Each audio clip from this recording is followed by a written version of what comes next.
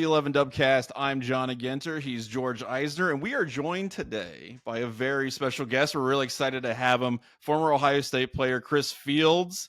Thank you so much for being here, man. We haven't had a lot of really good interviews, a lot of fun like Ohio State player juice on the podcast recently. So we are extremely excited that you're here, and we have some very specific questions we want to ask you about. So thank you so much for joining us tonight.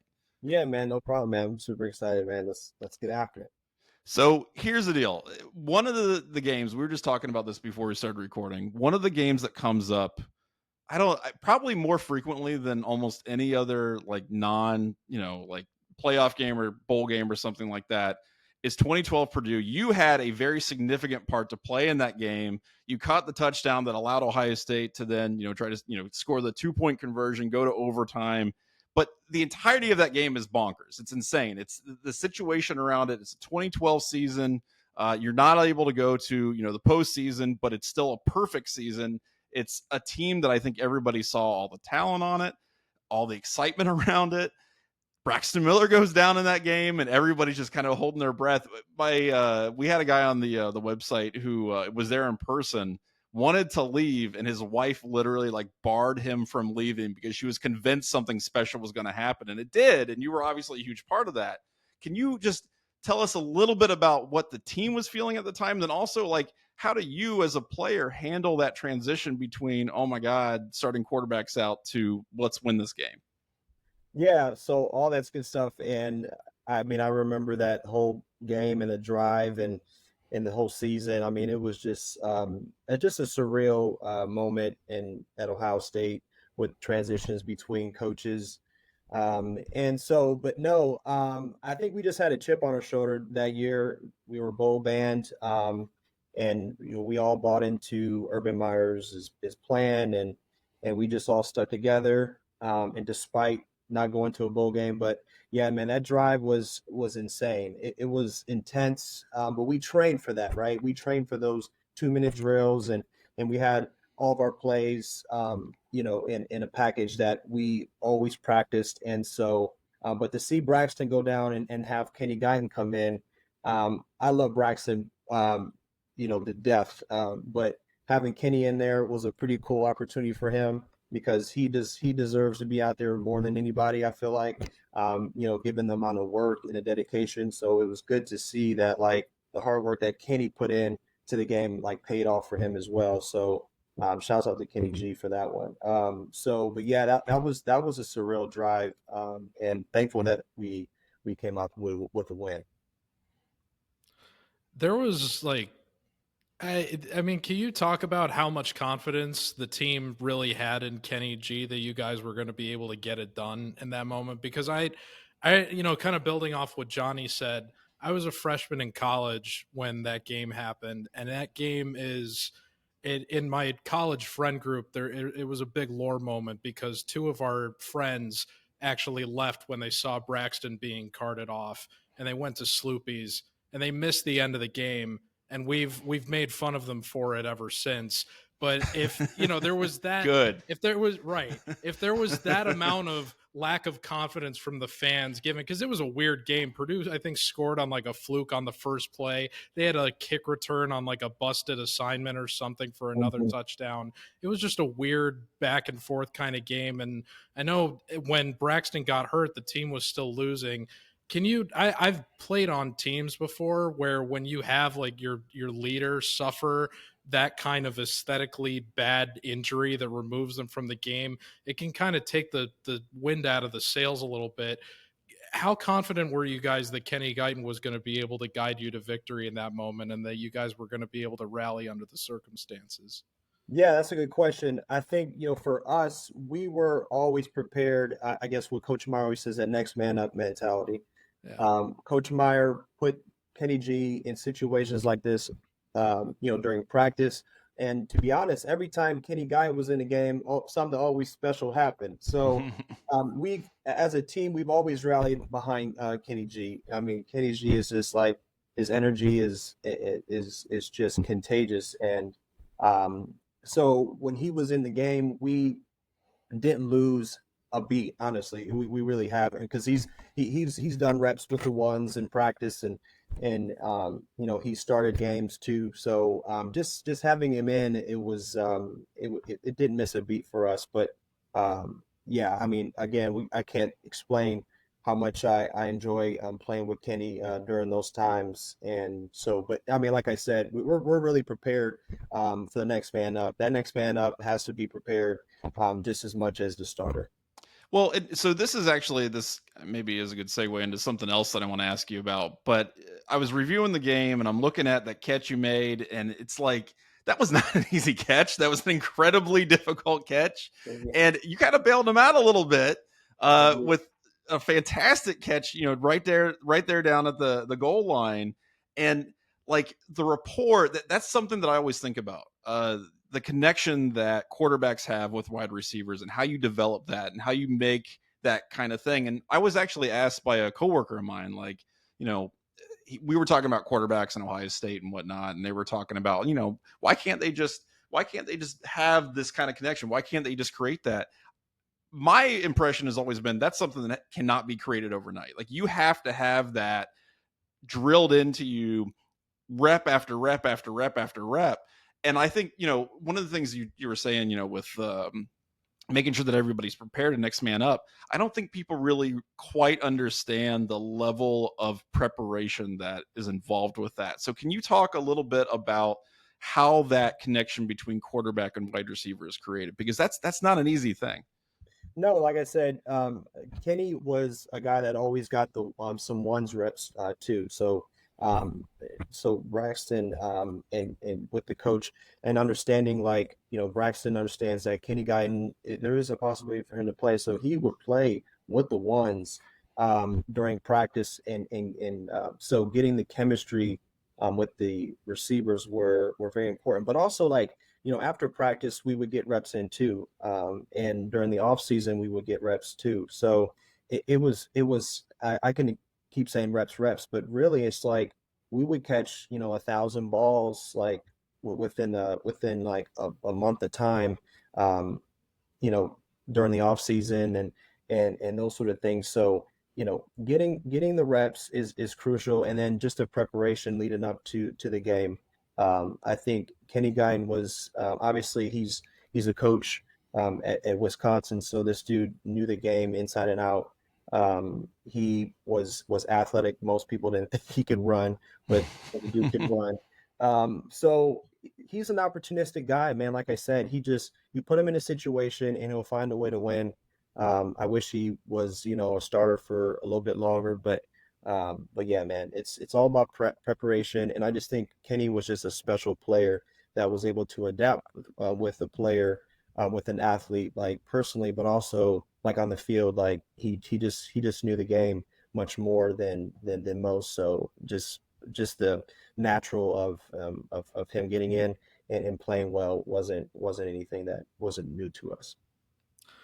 One thing that I didn't realize or recall because I was at the game live was that they actually had to do a replay review for your catch. Yeah. And there's a great shot on the live broadcast of like the side by side of you and then the ref making the call, and then you put your arms up exalted that you'd got it. Were you like in that moment where they were waiting to confirm the call, were you confident that you had come down with it, that you had done everything you needed to do to secure it? Dude, I'm telling you right now, I caught that ball and it wasn't easy. Kenny blamed it on the defensive tackle being in the way, so that's why he had to throw it that low. But I knew I caught it. I mean, I give my credit for playing 14 years of baseball, being able to naturally just get under the ball. There you go. So yeah, that was something really natural to me, and I always set myself like at a high standard when the ball came to me. I always want to catch it. So that in that situation, like I had no other choice, to be honest, man. I mean, the situation that we were in, I knew I was getting the ball because it was man coverage, and I was going out to the sideline on a drag, and so I kind of figured it was coming. So I already knew like that when I turned my head, the ball was going to be there, but I didn't know I had to dive for it. But we came up with it, and that was definitely one of the best games of my life, man, for sure. Awesome. So I want to ask you a little bit about this. Your career at Ohio State spanned a lot of changes at Ohio State, a lot of changes in college football. And the other thing that we want to get your perspective on a little bit is some of the changes that are happening in college football right now in 2024. Reggie Bush is getting his Heisman back, so that's cool. But like a lot of people at the same time are saying, well, okay, well, then what about guys at Ohio State, right? And so I guess I just was curious, based on your perspective and where you were at when you played, like, how do you feel about maybe just NIL in general, but also like, how should college football, how should the NCAA kind of address, how players were treated or punishments that were made in the past? Yeah, that's a good question. I think, dude, just because NIL's out there now, like NIL's always been a thing. Right. Yeah. Yes. But to a degree. But now it's here, like it's the Wild Wild West. These athletes right now are in a different playing field. I mean, I sat down with some of their parents, and their parents are consulting, with agents and marketing companies. Even the coaches are involved. There's a lot more layers in college football than ever before. And I could see that, there is good things that are coming out of it. I mean, these players are maturing at an early age. They're handling their business. They're starting to make money. And if you can make money and put it aside or make smart investments, I feel like, that was always going to come, but I wish, it come a little bit sooner. But Yeah. Yeah, dude, like the Sugar Bowl, we definitely like deserve that win. And just the bowl ban thing, I feel like it wasn't right for us to be banned for what happened. But reality is now that these players are not really choosing these schools for tradition. They're going to these schools for the money, which in their situation that makes sense for them. So but now like it's changed so fast as far as college sports. So it's a lot of like I said, a lot of layers, and there's the entities are and these programs are still trying to figure this out. Yeah, I think that's probably the biggest part of that is that nobody really understands what's going on, right? There isn't a whole lot of guidance from the NCAA. I think a lot of the rules and regulations are up in the air because of court cases. I mean, it's like I said, it's the wild, wild west, man. It's crazy. And I think in just the next few days here, we're going to see even more craziness because it's that spring transfer portal, man. I don't know. It's going to be really interesting. We want to ask you specifically, you came on, you were so gracious to join us tonight, but we really do want to talk about the Field House Fairway for Hope, Monday, June 17th, this summer in memory of James Fields. Buffalo Wild Wings is sponsoring it. It's going to go to help sponsor the Buckeye Cruise for Cancer and other things. There's an incredible lineup: Ryan Day, Urban Meyer, Jake Ballard, Drew Brazel, Cardell Jones, Chris Fields, Mike Doss. I mean, I could go on and on and on. Can you just tell us a little bit about the event, maybe your connection to it, and where people can go to sign up and enjoy this unbelievable lineup? Yeah, dude, I'll tell you right now, Johnny, I am blessed to be in this position, to have like my first annual golf outing be in this suite, honestly. To have 15 former athletes, 3 coaches, having these corporations like support, like I am blessed, man. I'm not gonna lie to you. This all started in memory of my brother James Fields, my older brother. At 35, he passed away due to brain cancer. And so I told everybody in my family during his funeral that I will continue his legacy, and will never leave his side and always keep his name alive. And so we started the Fieldhouse Cancer Foundation, which is like a financial program where we help brain cancer patients that are battling, going through treatments, or going through radiation, and they can't work during that duration of time. We are helping those families pay for their personal expenses like utilities, mortgages, and stuff. That's incredible, like that. man. That's awesome.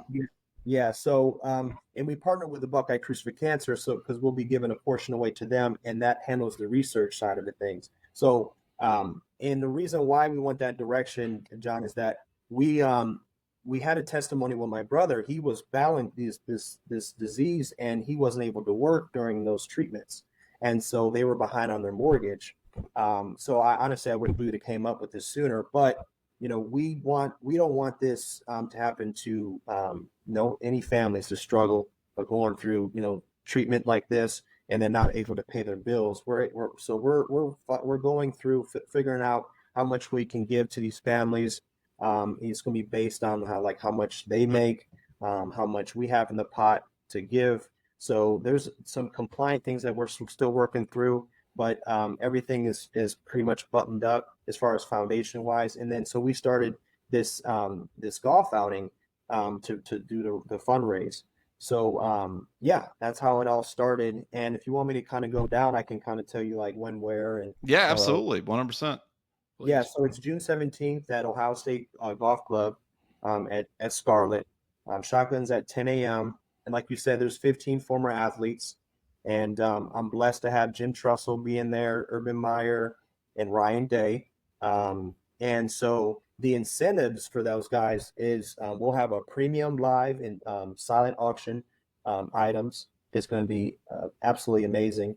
And the golfers also, they get premium gifts from Titleist or FootJoy, so they can get new golf shoes, or they can get some Titleist swag, and then they have an opportunity to golf with an OSU legend. So that's pretty incredible. And yep. So you can get a foursome and golf with your group, or you can do a threesome and golf with an athlete. So I thought that was a pretty cool incentive. And then also we're having a cocktail party on the 16th, the day before, at Buffalo Wild Wings in Grandview. And so that's going to be a VIP cocktail party. That's it's going to be free food. Wow. Buffalo Wild Wings is gracious to support us on that. Dude, Steve grew with Buffalo Wild Wings and Group Inc.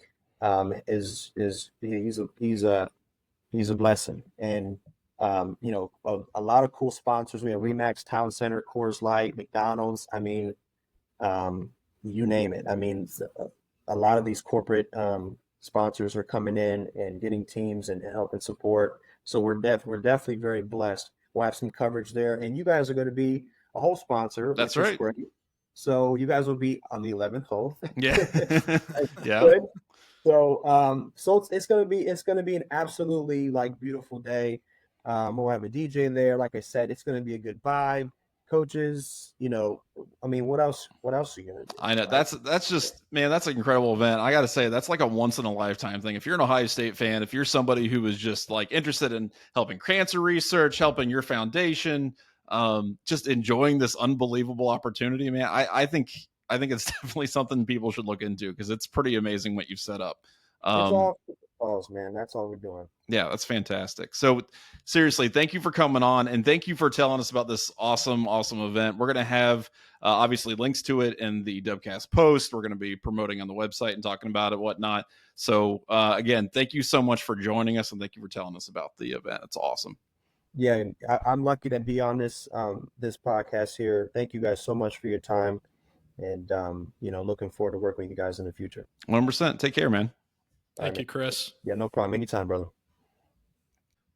Thanks again to Chris Fields for joining us and talking to us about, Ohio State sports, but also, I mean, again, I'm looking at the website, I'm checking all this stuff out. The Fieldhouse Fairway Fore Hope, June 17th. Go on the website. We're going to include it on the Dubcast post. But definitely check out the website if you're interested in golf, if you're interested in Ohio State sports, if you're interested in just helping a really good cause. I think this is definitely sounds like a great way to start your summer in Ohio. I agree. It's going to be, it'll be beautiful out. It'll be June. It'll be nice. So that'll be a lot of fun. Let's talk a little bit about the NFL draft, because that did happen this past week. And I don't want to say weekend, because it starts on freaking Thursday, which again, I still think it's so stupid that they stretch this over 3 days. Thursday, Marvin gets selected in the first round. Nobody's surprised by that. Goes to the Arizona Cardinals. No other Ohio State before JJ McCarthy. Thank God.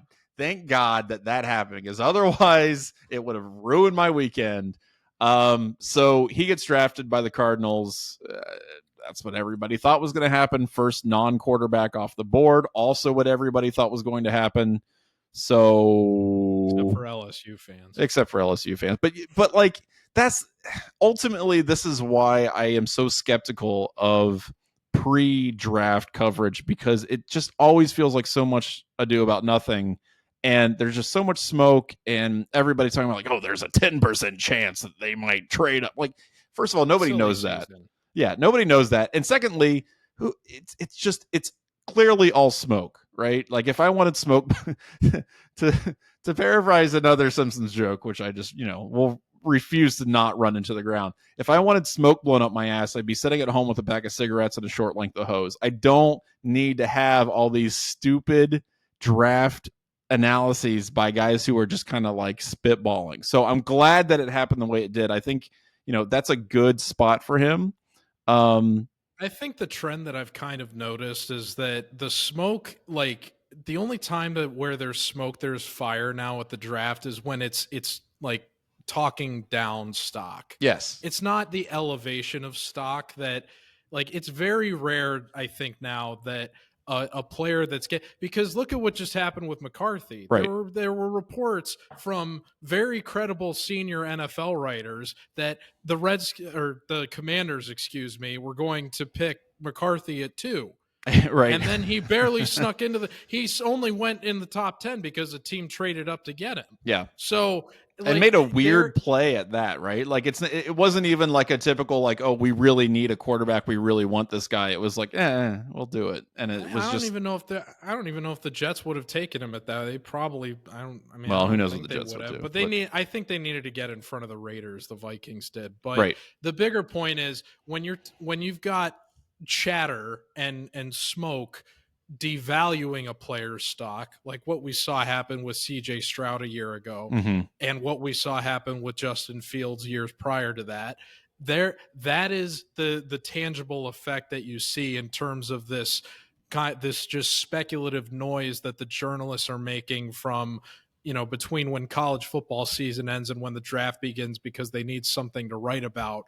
That is what is going to have a tangible effect on the draft, not the elevation, the media blitz that all the Michigan people like Schefter and the rest of the lot tried to do to anoint McCarthy into the top 3. Right. That's not going to work. No. So it's only when you're trying to devalue a player now that I think that kind of rhetoric has an effect on what happens in the NFL draft. And we saw it again to a certain extent in this draft relative to players getting not elevated. Right. Thankfully, nobody was able to devalue Marvin Harrison Jr. in spite of the fact that some people were speculating the gap between him and Malik Neighbors isn't as wide as some may want you to believe. Yeah, and I think Neighbors is a great wide receiver. I also think that Marvin Harrison Jr. has been NFL ready for the past like 2 to 3 years. So it doesn't make sense. I mean, he won the Biletnikoff for a reason, and I understand it's like, oh, well, he's a name, blah, blah, blah. 2 Biletnikoffs. He should. And he absolutely deserved it the year before last. And I don't like, again, I think the whole, the horse trading, everything that they do prior to the draft is stupid. And that's just kind of my personal perspective on it. I do think it's interesting how teams end up ultimately selecting players, because I don't think the all pre-draft stuff has anything to do with it. What I do think is interesting is, what are areas of need and how they perceive areas of need, because a lot of these guys, obviously in the first round, you're picking guys that you think are going to be starters pretty quickly, right? If not right away. Second round, probably along the same lines. Unless you're the Atlanta Falcons. That's right. Unless you're the Atlanta Falcons and you want to get Michael Penix Jr., or even if you're the Vikings, like, I don't know, like that. But that's what I'm saying. That's my point. That's what's actually interesting to me about the draft, right? The other stuff, all the other crap around it, I'm like, I don't care about any of this. But what is interesting to me is when the Minnesota Vikings or the Atlanta Falcons make a draft choice like that was like, what is the logic behind this? Like, what are you thinking? What are you attempting to do here? Because again, I don't know if JJ McCarthy is going to be any good. I don't know Michael Penix Jr. like if his body's going to betray him or anything like that. But I do know that a lot of guys making a lot of money spend a lot of time trying to figure out whether or not they should draft those guys. And that's what I am personally interested in. Like I said, the logic behind all of that. Where do they come to those conclusions? And there's always a risk. Like even the Bengals, who I think, I'm a Bengals fan. I wanted them to get an offensive lineman. They did get an offensive lineman, but there's even questions about Mims out of Georgia because, inconsistency, things like that, measurables. There's always going to be some measure of risk, but he was also the number one offensive lineman on the board at the time when they selected. I think they were like 18th or whatever. So anyway, my point with all of this is that as far as Ohio State is concerned, you get one guy who was a sure thing. He goes super high in the draft. You can be super proud about that. Highest, I think, Ohio State wide receiver ever in the NFL draft. Is that correct, George? I think that's right. I would be shocked if anybody went above that. Yeah, I mean, Ginn was like 8th. Yeah, right. He was 7th or 8th. Yeah, so. I don't know where like Chris Carter was or anything like that, but I'm pretty sure he was the number one. Or Harrison, I'm saying, was the highest rated or highest drafted Ohio State wide receiver. So my point is that when you've got no brainer picks like that, I think it's pretty easy to go, okay, well, you're the Cardinals. You need somebody to throw to. Marvin Harrison, get him off the board. Everybody else, though, I mean, as you start getting towards even like the latter part, Chris Carter was a 4th round pick, by the way. Whoa, so, that's surprising to me. I'm actually shocked by that. Now, I wonder, of the supplemental draft as well. Yeah, I wonder if that's because of how he went out and then like when he was playing and all that kind of stuff. Because did he play early? Did he play in the other league before that? I don't think so. No, it just says he was a 4th round pick by the Eagles in the 87 supplemental draft. What? That's wild to me. All Middletown players should be drafted in the 1st round. That's all I'm saying. But anyway, so point is, it'll be interesting to see what happens next year when you've got so many more Ohio State players. Only 4 total Ohio State players selected in the draft. Not a shock. You're returning a lot of guys. But those players, Mike Hall Jr. goes to the Cleveland Browns. That's fun. Always like to see an Ohio State player go to the Browns. Cade Stover goes to the Texans and hooks back up with C.J. Stroud. That's hilarious. I think that'll be a lot of fun. And then Tommy Eichenberg in the 5th round goes to the Raiders. Did any of those surprise you, George, or is that about what you would have expected? No, I mean, that's around the range that we talked about in the preview last week. We figured they were all going to go around that range. The bigger surprise to me was that Proctor went undrafted, and then I was surprised by that too. There were no Ohio State players drafted after the 5th round. I think that was a bigger shock to me than to see where any of the other guys went. I was glad Hall went in the 2nd round. Was he? I think he was 2nd round. Yeah, 2nd round. The Browns, right? Okay. And then we talked about the lineage for Ohio State tight ends lately has been not that they end up working themselves into starting roles or whatever, but then they just kind of fit within that tight end 3 role on a lot of these teams, which is exactly where Stover figures to be behind. I think it's Dalton Schultz, and then they've got one other guy on the Texans that Stroud generally enjoys throwing touchdown passes to those first 2 options. So it'll be interesting to see if Stover finds his way onto the field at some point to catch balls from his former quarterback again. Eichenberg, I said I wouldn't be shocked if he falls a little bit into the 5th round, and that's what ended up happening. It was a lot of the guys on the 11 Warriors beat were making the joke that that's like probably one of the best guys that could end up in Vegas in terms of like being a polar opposite of the the flair. Never has there been a better combination of city and player than Tommy Eichenberg and Las Vegas. So I thought Proctor was going to be a steal for a team in a late round, so it was surprising for me to see him not get drafted. But overall, I'm not. I recognize that regardless of what was going to happen with the last 3 rounds or if some of these guys fell, that this was going to be an anomalous draft by recent Ohio State standards. What I was more worried about was how that was going to like look in comparison to however Michigan's draft shook out, because the narrative going in was this is going to be one of the deepest, most elite Michigan drafts ever. Right. They're going to set the record for most picks from one school, and they got, I think, 13, but they needed 4 7th-round picks in order to do that, and they only got one guy in the top 10, one guy in the first round, the same amount that Ohio State had in this draft. So they didn't break Ohio State's all-time record. They did beat the coveted, I think, 2015 class, certainly not by top of the draft standards by any means, though. But I think they got 13 was their total.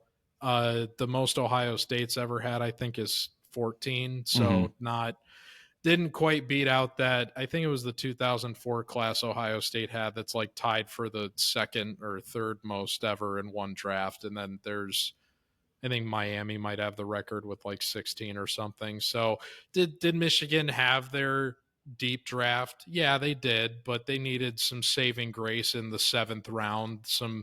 They needed a quadrilogy of Mr. Irrelevance in order to get that done. Yeah, and, but you know what? You know what? Where was Tom Brady drafted, George? Where was Tom Brady drafted? All of those guys are going to be exactly as good as Tom Brady at their respective positions. Yeah, because there's a Tom Brady in every draft class. That's right. That's right. Exactly.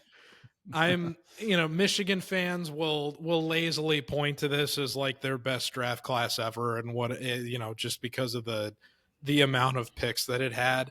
But given what the narrative was going in, that they were potentially going to break the record here, I don't see them having anything close to a draft class like this again for a while, especially because definitely not next year. This class also, much in the same way that the success of their team did, was leaning on the fact that they had, 44 seniors. Right. And you're never going to have that much seniority on one college football team ever again. Yeah, probably after not. the COVID expires. So right. Let me ask you this. So I wanted to know a little bit how you felt about your team's draft, right? Like, I'm a Bengals fan. I mentioned Mims, with Georgia. Well, remember, I have dual citizenship. You do have dual citizenship. Steelers camps. Right. Right. And which one are you talking about? Well, let's talk about the Bears, because I think they had a really interesting draft. I want to talk about the Bengals real quick, though. They got Mims out of Georgia. They needed offensive line help. That's fine. He's not as much experience as other dudes, but his physical traits are pretty wild. Like, they were saying he had like the longest arms of any offensive lineman since like 2003 or something, which is kind of bonkers. They got Chris Jenkins out of Michigan. I think he's he's a really, really good defensive lineman, and then, a big part of why they won the national championship last year.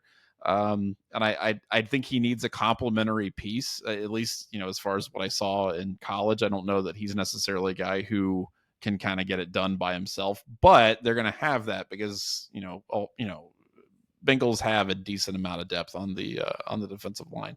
Got Jermaine Burton out of wide receiver out of Bama. It's fine. I thought it was interesting that they got Eric All out of Iowa, who was basically their offense. Like, whatever that means, right? Like, in so much as that's like, I guess, a compliment, he was their offense. He was the Iowa offense last season, and they got the entirety of it. So I don't know. I think he's a pretty talented player. I'm excited about that. So I don't think they had like this amazing, incredible draft, but a lot of draft reviewers and, all these analysts and whatever are saying it's like a B plus draft. I'm with that. I think that's probably a good perspective on it. It's nice to see the Bengals not like, trip over their own, nightshirts or whatever and fall flat on their face on draft night, because they've done that in the past.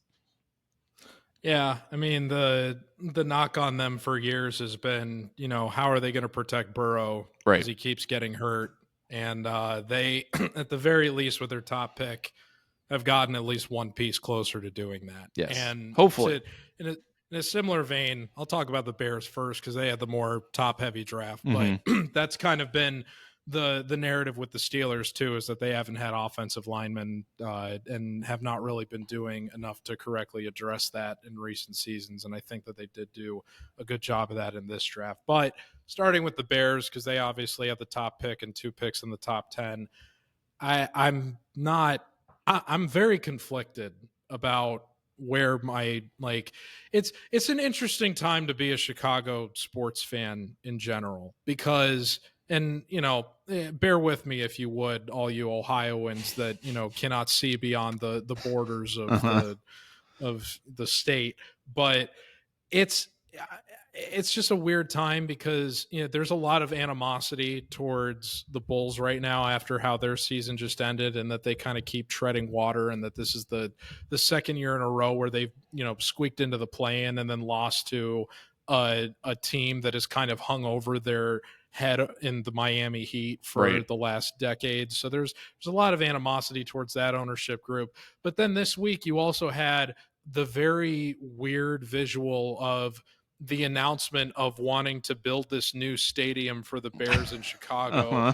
while the McCaskies and everybody's favorite former Big Ten president, Kevin Warren, Mm-hmm. are literally being prayed to by a local pastor in the So lead weird. up to the press conference Yeah. for the announcement of this stadium plan that hasn't even really gotten like approval from not only the public, but even the governor, J.B. Pritzker of Illinois, was criticizing Yeah, he's that. going like, I don't know. It's like, I don't know if this is really what the best way to go about doing this. Like, is this Right. really what we want to do? So I'm someone that has wanted to see a dome for the Bears for a long time, just because I recognize the effect that the elements have on football Sure. in the wintry months. And I'm someone that, since seeing the contrast of those wintry games in Ohio Stadium compared to when the Buckeyes go to Indianapolis and play at Lucas Oil, which Mhm. is a cathedral for football, and they just totally tear it up when the elements have no bearing on their ability to throw or run. I want to see you want to see your team put in the best position to win. So Right. I can at least understand wanting to put them in a dome. But for all the other politics that are like swirling around this, it was just a very optically weird week for being a Bears, not just a Bears fan, but a Chicago sports fan, because you're seeing all this talk about money and there's all this animosity towards the families that own the teams, and none of it just can make you feel good, I don't think. Right. If you're So then a at the end of the Chicago sports week, when fan the at this draft point. comes, you want to like have a win, right? Like you want to, overcome Right. that a little bit. And so then that manifests in Caleb Williams breaking the Fanatics record that Caitlin Clark set a couple weeks ago for first night jersey sales. That blows my mind though. Like I understand people are excited about, okay, we've got our quarterback, blah, blah, blah. But man, I don't understand getting that excited over Caleb Williams. And I agree, because I was one of the, and go figure, I'm insanely biased, and all the people that know what ground I stand on when I had this argument during the season would tell me as much. But I was one of the last people to go down with the ship with Justin Fields in Chicago. Sure. And Yeah. I didn't even really think that he should be moved on from. This is a guy that set several franchise records as a quarterback, Mhm. set the record for most rushing yards in a game by an NFL quarterback in a Bears uniform, and did it largely without any help from his skill position players, outside of one season of DJ Moore this past season, who he clearly had built some good rapport with. Now, I recognized when he got drafted that he was going to have a lot of similar issues in the NFL that he did at Ohio State, most notably the kind of hero complex in terms of just the belief that he was going to be able to make every play every single time, and that resulting in him not throwing the ball away as much as he should and taking more sacks than what would be necessary. And that got overemphasized on his way out. Does Caleb Williams not have the same problem? Yes, he does. Yes, he does. And what you is saw the that most consequential game Caleb Williams won Right. in college? And that's also he a great didn't win point. a Pac-12 championship. No. And it's really funny because I think that's what gets me about it, is that like how substantially different is Caleb Williams from the perceived problems, like you just said, but the perceived problems with Justin Fields. Like, I don't know. And you saw this season, I think, a lot of his deficiencies, especially when he's on a team that doesn't have a ton of support around him, where he can't just like chuck the ball up or whatever. And, trying to throw his way into victory where they had him throw 50, 60 times in a game just obviously did not work all the time.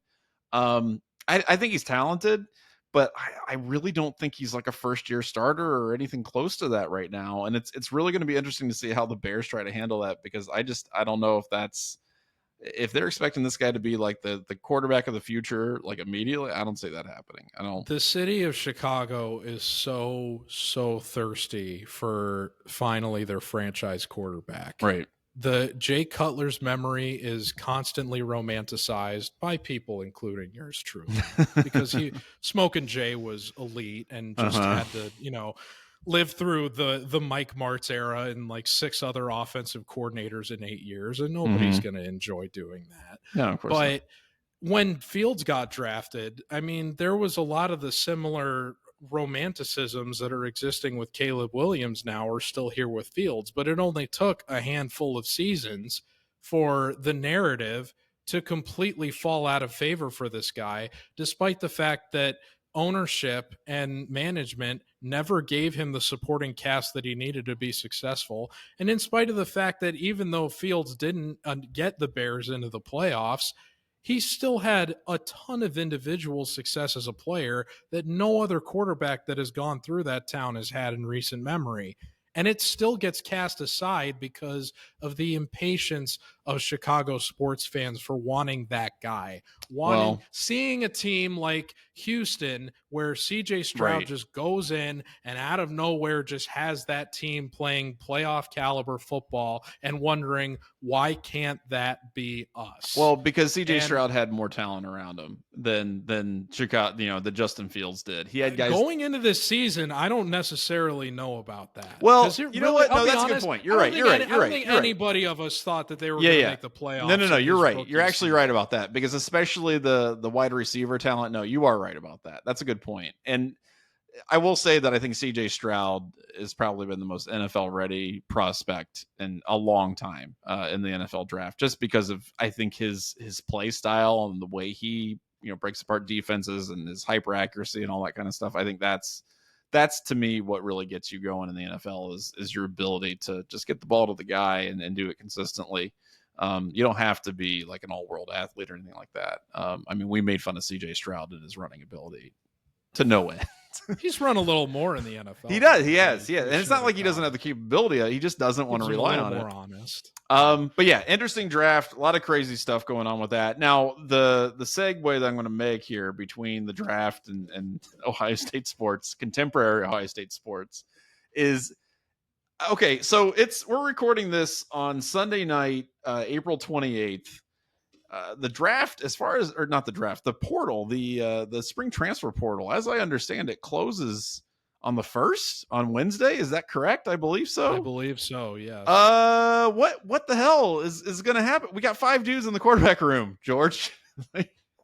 I assume, my assumption, and again, I have no insider knowledge on this whatsoever. I'm just saying my assumption is that whoever might end up wanting to leave, they didn't want to do this during like the draft and all the lead up to it and all that stuff like that. So if something's going to happen, it's going to happen, in the next couple of days, Monday or Tuesday or whatever, after the recording of this, and then I'll look stupid. But right now, I'm actually kind of shocked that we haven't seen more chatter, more movement in Ohio State's 5-person quarterback room. And is there a shot that they all stick around? I mean, what do you think? I don't, again, the answer to me is nominally no, but you only got a few days. So I don't know.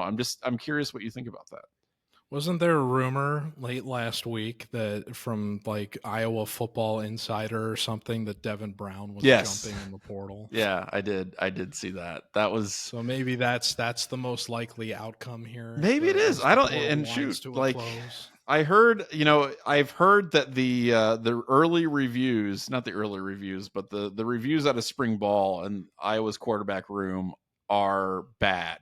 Like not good. They are not excited about what they're getting from their dudes. So maybe that's the guy that they go after. I don't know. I think Devin Brown would be a quintessential, honestly, like wearing the linebacker number. I think Iowa would embrace that guy if that's the route he chooses to go down. They are adrift without Brian Ferentz in the sea of corn. I know, right? Like what are they doing? Like I can't believe they'd hire their most successful offensive coordinator in the past. How long was he there? Past 4 or 5 years. Now he's in Maryland. Didn't even leave the Big Ten. There you go. See, and that also just underlines my point that college football coaches and football coaches in general once you're in it, once you've attained the level of coordinator or positional coach, that's it. You have a job for life. That's it. If you're at a D1 school and you've attained a coordinator level job, right, or even a positional coach level job, unless you're a complete idiot and like a horrible person, you have that job at some level, at some place for life. It does not matter how bad you are at your job. And yeah, we see more like coordinator turnover on a year-by-year basis now than I think I can remember. Oh, it's bonkers. Like, it's absolutely bonkers. Alex Grinch has a job, right, at Wisconsin. Yeah. So it's impossible to not have a job once you get to that point. Okay, so that's going to be interesting to keep an eye on. We'll see what happens, and super excited for somebody to like Aaron Nolan 2024. I've been saying it since last year. Hell yeah, let's go. All right, so that's, like I said, that's going to be interesting. Something to keep an eye on and see how that works out. More transfer portal stuff. Felix Apara made it official. He's going to Tennessee. Middleton's going to Seton Hall. Meanwhile, Ohio State loses out on Trey Townsend. He's not going to Ohio State. He's headed to Arizona, I believe. I think it's Arizona is where he's going to. So there's still a lot of holes. And again, the NIL, or not the NIL, the spring transfer portal is not just for football. It's for everybody. So I don't know what's going to happen with that. They've got a lot of holes to fill in very short order. And I don't know. Well, that was a major miss for the program, not being able to bring in Townsend. And I know he wasn't going to solve like outside shooting, problems or concerns or whatever, but you really needed that guy to help with scoring. That's going to be a tough one to rectify, to fix. I mean, and again, it's, the portal is going to be closed soon, but there's been new names coming up on a week by week basis. And I don't know how many people really thought that, or at least Ohio State fans thought that a guy with the profile that Aaron Bradshaw had was that Ohio State was just going to go out and get that guy after he jumped in, and that he would commit as quickly as he did. So that, I think that kind of shows you the speed with which these situations can take shape when a team is on it. So as more names kind of and potential candidates for filling the holes that Ohio State needs will continue or are still out there and may continue to crop up before the middle of next week. We just have to hope that Diebler recognizes that there's still work that's got to be done at this point, given the holes that still exist and the kind of surprises that have taken place relative to not being able to retain a lot of the existing roster. Right. So I hope he recognizes the challenge in front of him. He's already kind of proven that he can go attract talent here that may have not previously been in consideration and get them to commit in short order. But it's a tall ask, as we've said all offseason, for a coach in his first offseason to be able to go out and do that. So whether or not he's, still out there making calls, trying to get people over here remains to be seen.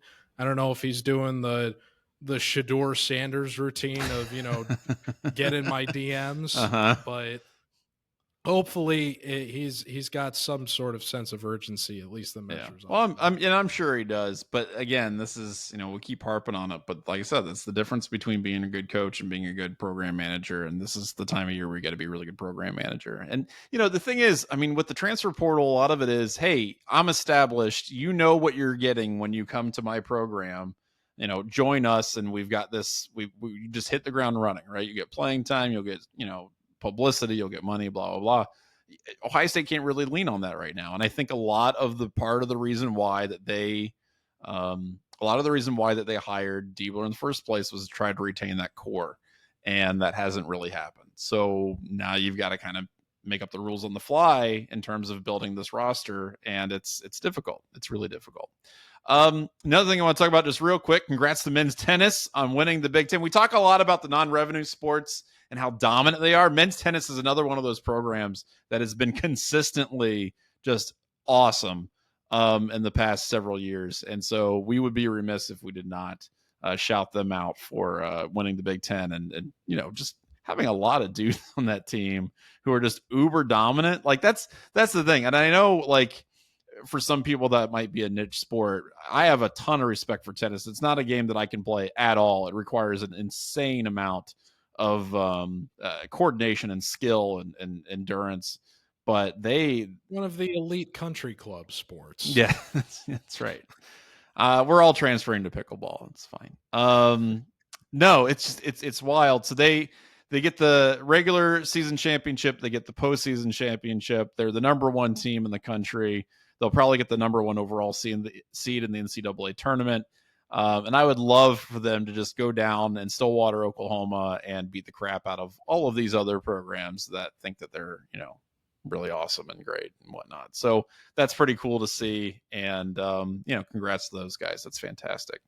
And men's volleyball last week won a conference. And men's volleyball, man. Well. And they're going to be in the NCAA tournament in short order. You'll love to see it. Shout out to them as well. You'll love to see it. It's pretty great. And Ohio State's dance team won 2 gold medals in the jazz and pom category. So it's all over the place. Just bringing in the medals. I love it. I absolutely love it. And again, as I said, I still am very excited about my new Ohio State women's hockey national championship shirt. So there you go. Speaking of shirts, by the way, you can get all kinds of shirts, hats, stickers, all kinds of great things at the 11 Warriors dry goods store, drygoods.11warriors.com. Check it out. It's got a lot of great things that you can rock for the summertime. Let's do Ask Us Anything to get us out of here. We got a couple Ask Us Anything questions. You can ask us literally anything by sending us questions to dubcast@11warriors.com. Let's go ahead and start with Kevin, who wants to know. He says, guys, I am planning to attend the football game against Akron this coming Labor Day weekend. Nice Labor Day weekend out of you. That's fantastic. Are you planning to attend any football games this season? Oh, George? It's not even May yet. I mean, I went to the Michigan State. This is a time game. and money investment. You got to plan ahead. I get it. Right. I went to the Michigan State game for not only to attend Dubgate, but also for my 30th birthday celebration. So that good choice. We had to make an event out of it. So yeah, it's a little bit different for me getting out of Miami, Florida to come back up north to Columbus. So braving the cold, the freezing, like, the frozen tundra of more like braving Spirit Airlines. Oh well, yeah. I can't make any promises. But we'll see how the season plays out. I have no problem with watching from afar and offering my support from. I was actually thinking about this because I went to the spring game with my wife and my toddler son, and we had a great time and whatnot, and it was fine. But we were there for like an hour, and that was the extent of a 2.5-year-old's attention span at a glorified practice in Ohio Stadium, which is fine. But if we're going to do it, and we haven't been to a football game, and we used to go, I would say like maybe one a year. I mean, that was something that we tried to do, pre-baby. And I don't know that we've been to one since. I feel like maybe, no, I don't think we have. I don't think we've been to one since because he was born during like COVID and whatnot. I would like to get back into one. I don't have any specific plans for this coming year. My wife and I were looking at concerts and stuff that we might want to go to. And I know the Black Keys are coming to Columbus, but I'm like, man, if I'm going to spend that kind of scratch on an event, I'd rather go to a football game, I think, than no, but seriously, like, I would enjoy seeing the Black Keys, but I don't know that I want to drop a Here's crap the ton thing, of money. though. What game are you going to go to? I don't know. And I that's the think other thing. Because the only game on the schedule worth it this year, I think, is the Michigan game. Yeah. Well, I'm definitely not paying to go into that. Like, unless somebody wants to put it in their will or something, or, gift me super expensive But tickets. then what's the other option? The home slate this year is not great. Well, the entire slate is pretty. Well, I don't know. I mean, you get what? It's like Oregon, and then that's a road game. Yeah. Right. So it's not. I don't know. I'm trying to think. I'm trying to pull it up because I can't remember what the home games are this year. It's not good. Okay, well, you got Michigan State, so that's whatever. Iowa. That's a road game too. Iowa's a road went game? to the Michigan State. No, Michigan. Oh, Michigan State. Is. Okay, you're right. It is. So Iowa's home. Nebraska. Who cares? Purdue. That's cursed. As Chris Fields will tell us. That's right. Yeah, I don't know. You know what? Maybe this is the year to do a road game. I've never been to Ohio State. Go watch the Zips. I might go. You're gonna watch the Thundering Herd. No. I'm gonna go see OSU Northwestern. Some action. I'm gonna see OSU Michigan? Northwestern at Wrigley. Is what I'm gonna do. I think that's the move. I think I should do that. Just set your money on fire. I've never been to an Ohio State away game. I've never seen them on the road. Don't make that your first one. I'm not going to do that, George. That was. I went to the game. I went to Northwestern Illinois when it was at Wrigley, and it was a miserable experience. Yeah. No, I have no. That is not a stadium fit for football. No, they don't. I know at one point they had to have. I made the point earlier that they're siphoning money from the Chicago public to build this new Bears stadium. It's just a cash grab to the common Chicago sports fan to play football in that stadium. It's all a scam. All the sports in that town are scams. Don't do it. I have no intention of doing that. I am definitely, that is not on the list. But I don't know. Maybe State College. That might be fun. That would be pretty cool. I don't know. Maybe going up to East Lansing. I don't know. We'll see. Happy Valley would be an Happy Valley. Actually, I think would be a lot of fun. I think that would be cool. I've never done that, and I think they'll probably make it a night game because they refuse to believe that they're just going to lose every one of those to Ohio State. But I might try to check that out. All right, this one's from our good friend Alvin, who wants to know very simply, what is the best pasta? George. Oh, that's I was talking about this a couple weeks ago with a few Wait, people. you were talking about this? Well, in a related question, because I felt kind of silly when I posed this question, but I said, would you guys consider mac and cheese a pasta dish? No, I think that's a fair question. I understand what you're getting at that. Well, they said yes, like I was a fool for like even posing it as such, but I understand what you're getting at though. Yeah. Because it's so simple, and it's basically like, especially like a Kraft cheese, like it depends on how you make it. If it's Kraft macaroni and cheese where it's like, dust that you put on noodles. I stole the recipe from like the company that caters Churchill Downs. Oh, there you go. And the Derby. See, I don't. I think that's a pasta dish. I think that counts when it's fancy and you actually like put effort into it. But if it's just Kraft macaroni and cheese and you're putting in, like fancy home style mac and cheese, that's a pasta dish. That's definitely a pasta dish. Absolutely. All right. As far as the best pasta goes, I don't know. I get a little snobby about pasta, honestly, and I don't lean on this very often. It's a better question for you then. Well, I don't lean on this very often because at this point, like, people ask me sometimes like, "Oh, what's your heritage?" or whatever. It's like redneck. Like, I don't know. I don't like. It's not. But it is true. Middle time. Yeah, exactly. But it is true that my great grandparents were from Italy. My grandmother spoke Italian, all that stuff. So there's a little bit of that. I don't, again, I don't want to pretend like I'm like, but you know, You haven't watched The Sopranos. You're not Italian. that's right. Well, neither are the Sopranos. Anyway, that's the point. But I do enjoy many, many different types of pasta. I love part of my honeymoon that we took was in Italy. We went to Tuscany and had like handmade pasta, and it was like one of the best meals I've ever had in my entire life. I really like a good linguine, and here's the reason why I like linguine. I think it's underrated, in part because it's like the most known Italian. No, I understand that, but my point is, how is it underrated? Here's how it's underrated.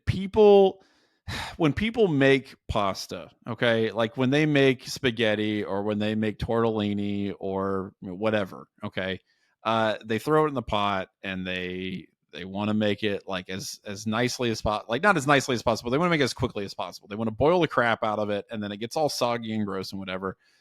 To me, the best al dente pasta is linguine. You can make it like it's all pasta is supposed to be al dente, but not all pasta, but the way to eat it should be al dente. And linguine, to me, when it's cooked properly, has to me is the platonic ideal of a pasta dish. Okay, like I think when it's made correctly and it accentuates everything else that's in the dish, to me it's like the best. I don't know. I just love it. It you can eat it in a way that like accentuates everything, like when you twirl it with their fork and all that stuff. Like I love it. I really I know it's not a sexy choice, but I like the linguine. I think it cooks the best out of all the other pastas. George. All right, pasta snob. No, I know it's not a snobby choice. I can't rattle off any of these like pasta names, so I don't have enough. What about fusilli? How do you feel about fusilli? I don't have an enlightened opinion. What? Exactly. I don't know what you're talking about. Fusilli. It's the twirly one. It's the one that looks like a pork. I'm German and Irish. We don't have cuisine. What are you talking about? Yes, you do. Oh, come on. Make potato pasta. I don't know what we're doing.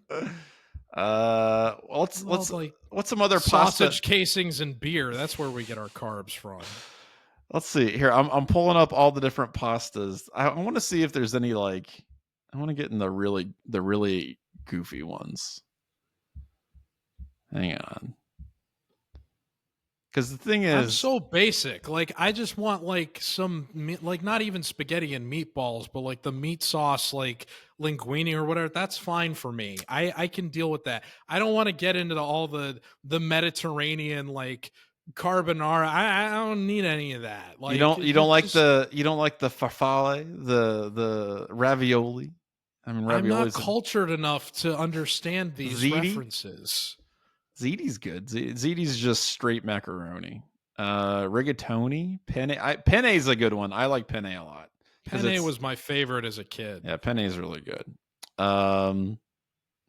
There's one that's like flower shaped. There's all kinds of stuff. It's really good. I'm a big fan. Bow tie pasta. Yeah, farfalle. Yeah. There you go. Yeah, like I said, linguine is where it's at. Great question, Alvin. I appreciate that. Appreciate how mad it made George. We have a breaking Ask Us Anything here. Let's go. Chazz says, "Hey George, can you finish your NFL favorite team draft analysis?" Yes, I'd be happy to. So further than Caleb Williams, I think it's kind of ridiculous that the Bears picked a receiver in the top 10, even though I'm fine with Rome Odunze. Like, they've already got more, and they just traded for Keenan Allen, and now it's like, great, we've got 3 receivers, but you've got the same issue now in some respects that you were talking about with the Bengals and that the Steelers have had for a while, which is that you have this quarterback and you have no linemen to protect them. So, yeah, they got a tackle from Yale in the 3rd round, but I would have been much happier to see them invest that pick, particularly with the return. Who would they have taken instead? Linemen in the top 10. So obviously they're taking Caleb, but who else would they have taken? Who would you have liked to see them target in the top? In the 1st round besides Caleb? I mean, off the top of look, I don't go into the weeds in terms of like pre-draft analysis. Sure, yeah, but but even in hindsight, like if you're like, all right, of the dudes available, like who would you have wanted them to have gone after rather than like a wideout. Well, I mean, the guy that got drafted right after J.J. McCarthy was the offensive tackle from Penn State, Olu Fashuanu. There was an offensive tackle from Oregon State that went in pick 14 after that. There was even the guy that the Bengals got. Yeah, Mims. Amarius Mims. So there were, I think, more.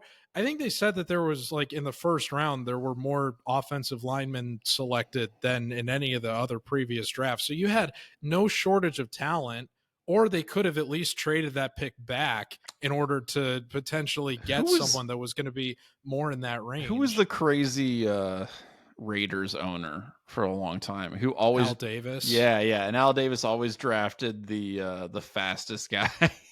Well, it's funny you say it because people were saying Michael Penix is the worst pick since Darius Hayward-Bay in the top 10, who just got drafted purely off of speed alone. But yeah, I would have liked to have seen that pick invested in an offensive lineman.